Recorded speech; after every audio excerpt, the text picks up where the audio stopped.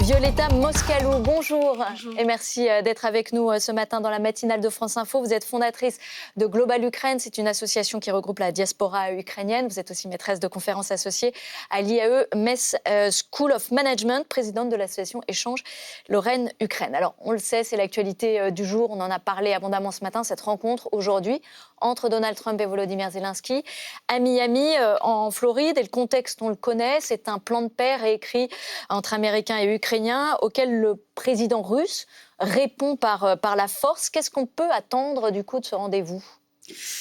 Je pense que la question qui sera au centre en fait de cette rencontre entre le président Zelensky et le président Trump, ça va être la question territoriale, parce que ça faisait partie des points en fait qui ont été évoqués, qui n'ont pas été complètement clarifiés en fait pendant les négociations qui ont précédé. Et à mon avis, Vladimir Zelensky va essayer de mettre en balance en fait les garanties que les États-Unis pourraient apporter en fait et pourquoi pas se montrer prêt à mettre la question territoriale, notamment sur le Donbass, pour un référendum en Ukraine, pour laisser les Ukrainiens décider effectivement si cet espace peut devenir une zone démilitarisée.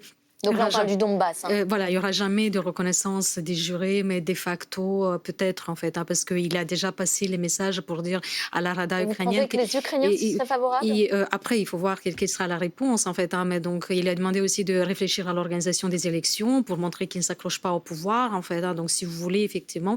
Mais à condition que les Russes accordent un cessez-le-feu et que les Américains, les Occidentaux assurent la sécurité en fait pendant les 2-3 mois qu'il faudra pour les élections. Oui. Et il sait très bien, Vladimir Zelensky, que jamais Poutine n'acceptera un cessez-le-feu parce qu'il est en train de terroriser. On a vu ce qui s'est passé encore la nuit d'avant, en fait. Et donc, à mon avis, il essaie d'arriver à une bascule, en fait, pour qu'au final, Donald Trump voit que c'est Poutine qui est en train de saboter les négociations et que c'est la Russie, le Kremlin, qui ne veut pas qu'il y ait vraiment de négociations et qu'il est dans une logique jusqu'au boutiste et que tant qu'il ne sera pas contraint à être vraiment dans une logique de négociation, donc à travers plus de sanctions, plus de pression, on n'arrivera pas, en fait. Donc je pense que c'est un jeu en trois temps. Qui est au cœur finalement de ces négociations. Est-ce qu'il ne va pas acculer finalement Zelensky à céder face à Vladimir Poutine ? Avec Trump, on n'est jamais à l'abri de rien. En même temps, Zelensky, il arrive quand même aussi à renforcer. C'est pas pour rien qu'il a fait une escale au Canada la veille, en fait, au Canada, où il y a beaucoup de citoyens qui sont d'origine ukrainienne. En fait, il y a une diaspora très grande, et une grande partie du gouvernement aussi qui a des liens et des attaches très fortes en fait avec l'Ukraine. Ils ont annoncé une aide de 2,5 milliards de dollars canadiens quand même. Il y a eu tous ces échanges aussi en visio avec la coalition, parce que la coalition, les Européens, en fait, la coalition des volontaires, c'est pas que des Européens, c'est quand même d'autres pays de G7 en fait. Donc voilà, il essaie de venir le mieux préparé possible. Après, comment ça va se passer, on n'est jamais à l'abri de rien, malheureusement. Alors je suis content que vous évoquiez la communauté ukrainienne du Canada, qui aussi, il y en a aussi une énorme communauté ukrainienne en Europe. La diaspora ukrainienne, si vous permettez, c'est 20 millions de personnes voilà. En fait, qui sont en première, deuxième ou troisième génération. Oui, c'est ça, oui, énormément aux États-Unis d'ailleurs aussi. En Europe, c'est une diaspora particulière parce que c'est une diaspora qui s'est formée il y a finalement assez peu de temps. Il y a 5 millions d'Ukrainiens qui vivent désormais, qui ont fui la guerre et qui vivent désormais en Europe occidentale. On sent qu'il y a un début de crispation quand même du côté allemand, par exemple, qui a vu dans les dernières semaines débarquer environ 1 millier de jeunes Ukrainiens enfin libérés par la loi martiale, par l'assouplissement de la loi martiale de l'obligation de rester en Ukraine, de jeunes de 18 à 22 ans se précipiter en Allemagne pour tout simplement et demander éventuellement l'aide de la... Est-ce que vous pensez qu'on est arrivé aux limites de ce que peut supporter l'Europe et notamment l'Allemagne qui accueille, je le rappelle, 1,5 million d'Ukrainiens? Enfin, pour quelqu'un qui vit déjà dans la diaspora depuis 25 ans, parce que je suis arrivée étudiante à Metz en 2000, je voulais juste dire qu'en fait, il y a plusieurs vagues de diaspora ukrainienne aussi en Europe, en fait, notamment pour citer la Lorraine. Il y a eu des Ukrainiens qui sont restés après la Deuxième Guerre mondiale, en fait, avec les Italiens, les Polonais qui ont travaillé dans les mines et tout ça. Donc, on a plusieurs vagues, sauf qu'effectivement, la dernière vague est la plus puissante, parce que la plus nombreuse, parce qu'à cause de la guerre, tout s'est déplacé, tous ces réfugiés. Maintenant, est-ce qu'on arrive arrive à un essoufflement, moi, je ne pense pas, parce qu'en fait, dans tous les cas, toutes ces flux, en fait, ce n'est qu'une première étape, malheureusement à cause de la guerre, mais de l'intégration européenne de l'Ukraine, en fait. Hein.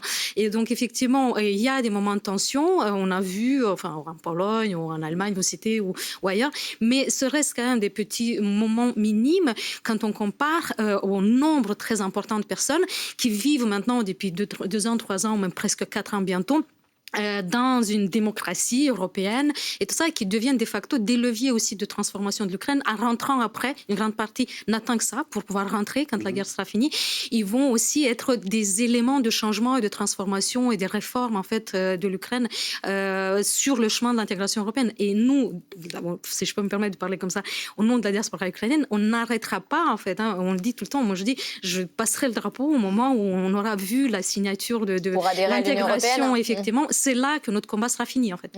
Est-ce que vous pensez que justement, c'est une manière aussi de dire que la Russie a définitivement perdu l'Ukraine par la guerre aussi, définitivement. Mais aussi par la diaspora qui s'est effectivement européanisée beaucoup plus. Tout à fait, mais la Russie s'est tiré une balle dans le pied, si je peux me permettre, notamment d'autant plus dans la partie de l'Ukraine de l'Est, en fait, qui était la plus russophile, parce que proche, parce que des liens familiaux et tout ça.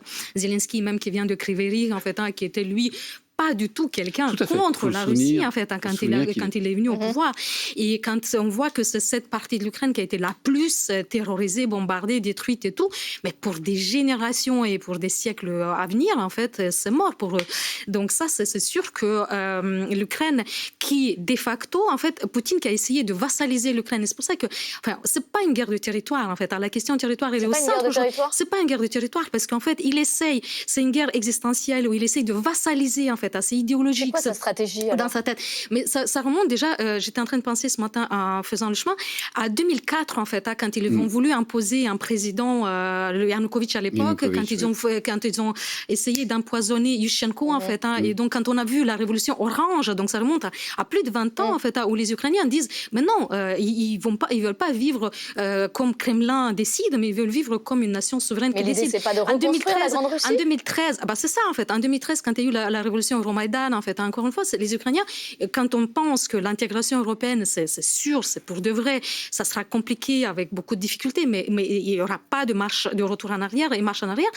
En 2013, les Ukrainiens, c'était les premiers et les seuls sur le continent européen à verser leur sang sous le drapeau européen pour dire, nous sommes Européens, nous croyons en Europe, nous voulons être membres à part entière de la famille européenne. Avec les Géorgiens, si je puis me permettre. Ils n'étaient pas... En 2008, c'était une des raisons pour lesquelles...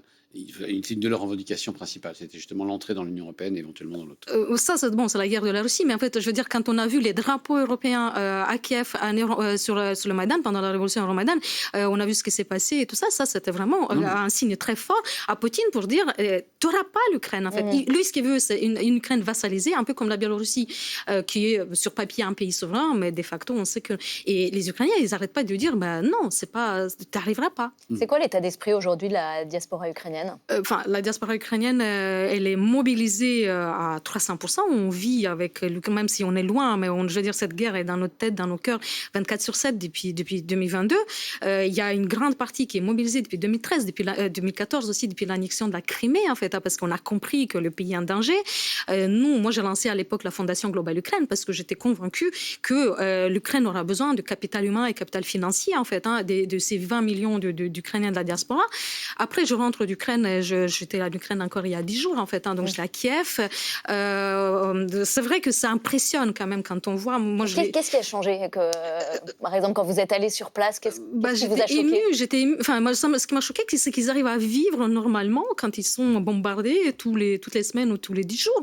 Et en fait, ils se lèvent le matin et il n'y a pas d'électricité. Là, il y a plus d'1 million de foyers, effectivement, avec pas de courant et tout ça. Et ils disent, OK, il y a des powerbanks. Ils arrivent à s'adapter. Franchement, c'est une résilience, mais c'est impressionnant. Tu rentres, tu te dis, mais on n'a pas le droit de se plaindre. Là, en France, on râle souvent pour un oui, pour un non et tout ça, mais tu te dis, mais non, il faut aller passer quelques jours en Ukraine pour revenir super boosté et enthousiasmé, parce que le peuple décide quand même quelque chose. C'est pas le Kremlin. Dans tous les cas, si vous permettez une dernière phrase, je suis convaincue que la solution de cette guerre ne viendra ni de Moscou, ni de Washington, ni de Pékin.